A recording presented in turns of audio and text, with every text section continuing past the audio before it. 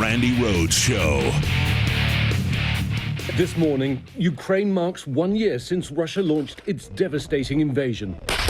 A war that's left tens of thousands of people dead, destroyed towns and cities, and driven millions from their homes, sparking the biggest refugee crisis in Europe since the end of the Second World War. This morning, President Zelensky honouring the fallen and the heroes of the war, calling February the 24th, 2022, the longest day of our lives, the hardest day of our modern history, and addressing his nation once more, saying, "We're strong. We're ready for anything. We will defeat everyone because we are Ukraine." This morning, the White House announcing a further $2 billion military aid package for Ukraine. And now China calling for a ceasefire and offering a 12-point proposal to end the conflict. The United States has warned China against providing lethal assistance to Russia and is accusing Beijing of already providing some aid to Vladimir Putin. By making this public, we're able to help deter the PRC from going forward with a decision like this. Putin's war has exacted a terrible toll in death and destruction,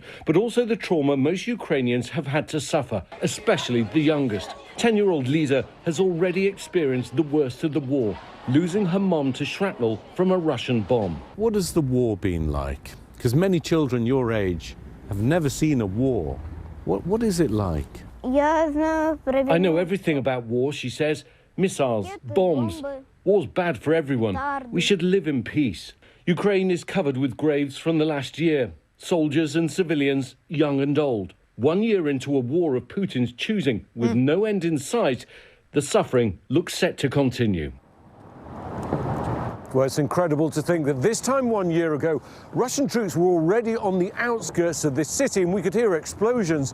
These tanks here, though, are a reminder of what happened to Putin's army here, but also that this war, the resistance and the suffering goes on. Yeah, there are some people who don't think that you have the right to self-defense. I don't understand. So he amasses, these tanks on the outskirts of Kiev. He invades. He actually launches an attack on an independent sovereign nation. Okay, crosses into their town, their country. Okay, bombs the crap out of them. Goes after maternity hospitals and kindergartens. The very first strike Putin took was at a kindergarten, and I remember it because I remember the lady. I remember her, the teacher. I remember her name. Her name was Butenko. Why do I remember that? Because that's very close to my maiden name. That's why. And she was a kindergarten teacher, and that was the first strike that Putin took. But, somehow Ukraine should just, suck it up and not retaliate for their dead children, or the bombing of a maternity hospital, or the bombing of a playhouse that clearly said children on the roof, so that they would know that in that playhouse there were children. And they bombed it anyway. And for some strange reason, Ukraine's supposed to lay down and take it, because if they don't, then somehow I'm a libtard, or I'm an imperialist, or something like this. I mean, honestly, do you think that if we were attacked, we wouldn't, retaliate? Are you insane? Are you insane? Now, we had some really crappy leadership in our lifetimes. We had we had a guy who said, we were attacked by Al-Qaeda, Saudi Arabians, okay? 15 of those 19 hijackers were Saudis. And so let's attack Iraq. What? Yeah, let's get on the TV and say we can't let the smoking gun be a mushroom cloud over and over and over, and lie to America and tell them that the existential threat to our freedom is coming from Iraq. Iraq. I mean, people are just, I don't know, they're cynical. I get that. But they're confused and hateful and really, really, really angry at the world that they have helped create. And, it was interesting because when I was, screaming and yelling about being, against going into Iraq, against bombing Iraq, People were calling me a Saddam lover. I didn't support the troops. I am a troop. Yeah, well, your service wasn't good enough. Oh, okay. So my service sucked. Right. 6 years of my life, not good enough for you. Okay, good.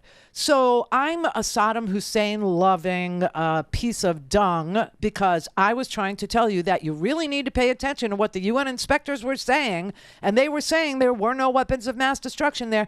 You had UNSCOM. You had, the International Atomic Energy Agency, Hans Blix. You had all these people saying there's nothing there.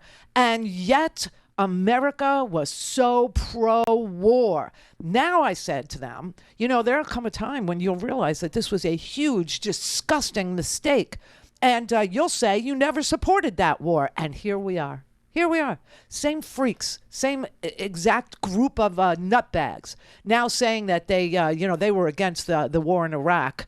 And they're pro-Putin now. I don't understand it. I really don't, except to say that there's a lot of voices out there that pretend to, be intelligent or pretend to be people who actually understand what's going on in this world, but don't.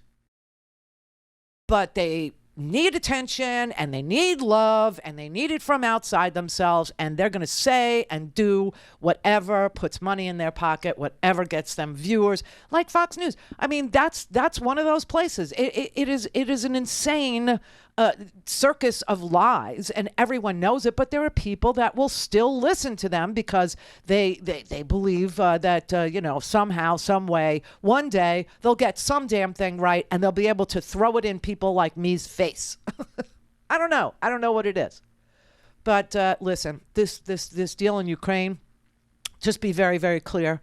This was Putin's war of choice. Putin invaded. Putin attacked them. They didn't deserve to be attacked. They don't need to be attacked. They didn't want to be attacked. And all they're doing is defending themselves. And every single country has the right to self-determination. Every single place on this planet has the right to choose whether or not they want to live in peace or they want to attack their neighbors. Ukraine did not attack their neighbor. They never did.